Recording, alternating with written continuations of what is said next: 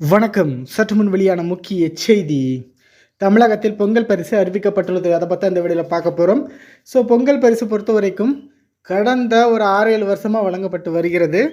இந்த முறை மக்கள் பெரிதும் எதிர்பார்த்து காத்திருக்கின்றனர்.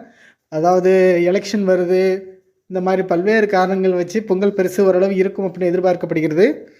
அதே நேரத்தில் அரசு இன்னும் அறிவிக்கலை. அதிகாரப்பூர்வமாக எப்போ அறிவிப்பாங்களோ அப்போ நம்ம தெரியப்படுத்துவோம். எப்படியும் டிசம்பர் கடைசியில் இருக்கும்.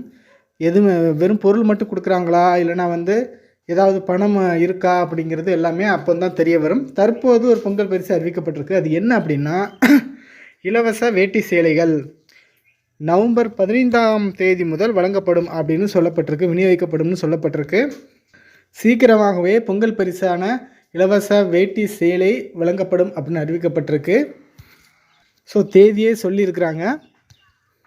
சீக்கிரம் மக்கள் எதிர்பார்க்கும் அந்த அறிவிப்பும் வரலாம் அப்படின்னு எதிர்பார்க்கப்படுகிறது. அதிகாரப்பூர்வமாக அரசு என்ன சொல்லுது அப்படிங்கிறத பொறுத்திருந்து பார்க்கலாம். நன்றி.